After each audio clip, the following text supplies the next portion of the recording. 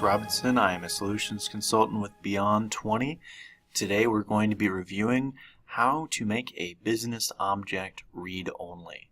Now when I say read-only, I mean we are going to mark a business object as not being allowed to have any records created or any records modified.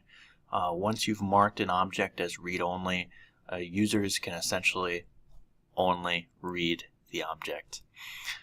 So this isn't going to be like a security group right where someone doesn't have edit rights to the object. If you mark a business object as read-only, no one will have rights to make changes to the object. So essentially it's a good way to mark an object as only being available for archive use. And the most likely scenario that you would use this would be if you were importing a bunch of legacy data into your Cherwell environment that you were not going to have to make any changes to after it was imported. So once you have your object set up and all of the records are in your object, and you know that at this point you no longer want to make any changes to that object or have any changes made to it, you can open up a new blueprint in your administrator tool, and you may edit the business object. From there you'll open up the business object properties screen, and then you'll move down to the advanced page. And on that advanced page there is a checkbox for read-only. This is all that you need to do to flag a business object as a read-only business object. Once you do that, you'll apply changes to the blueprint. You'll be asked to save your blueprint, so you'll want to save it somewhere that you have access to it. As an example, in this example, I'm not going to save mine because I'm not on a live system. And then you'll just want to scan for errors and publish your blueprint. After we publish this, we'll go through and we'll take a look at what it looks like when we have a blueprint or when we have a business object that's been marked as read-only, and we'll see what that looks like to the end user.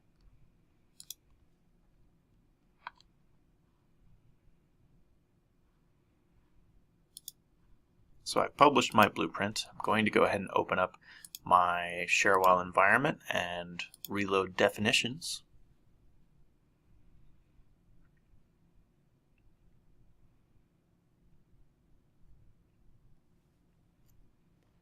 And now that I've reloaded definitions, I'm going to attempt to create a new incident.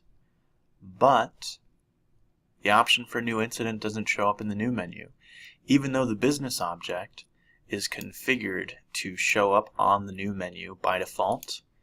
If your business object is marked as read-only, this option for show on new menu is not going to matter.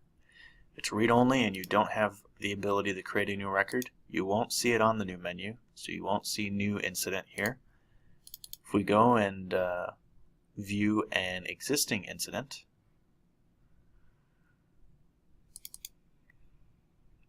we can see what else we have. So on this existing incident, a couple of items on the form are grayed out, and if I attempt to make changes to one of these fields by typing in or trying to erase data from the field, Cherwell simply does not let me. And if we right click on this, we can actually see that the options to cut, paste, or delete in any of these fields are completely disabled. Many of the links on the form that aren't marked to explicitly be enabled, even if the form is disabled, are disabled, because this record is, you don't have edit rights to the record once it's read-only. No one can make any changes to it. In addition, if your parent business object, in this case instant, is read-only, you cannot add or make changes to child records from that business object. While you're looking at a business object like incident that has been marked as read-only, The new menu will show new incident, even though it doesn't normally show up in this menu once it's read-only. But if you click on that, you'll be told you don't have rights to add that business object.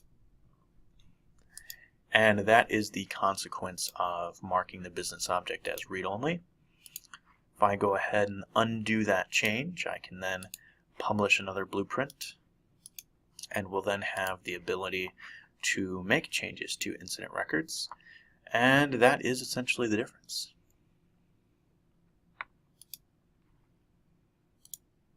As I'm doing that, I'll go ahead and explain that you may also use this when you connect to external tables from Cherwell. So if you are establishing a connection to a view or a table that is not being managed within Cherwell in the database, and you want to expose that as a business object in Cherwell, you may also unmark that object as read-only because they are by default marked as read-only. And if you wanted to, you could make changes or add records to that view if you unchecked the read-only flag on it. And as we can see here, after I published my blueprint undoing that change and went to view a record, the form is no longer disabled, and I do have the option to make changes to the fields on the form. In addition, I have the option to create a new incident without getting a nasty error message. And new incident does appear back on the new menu because it is no longer a read-only business object.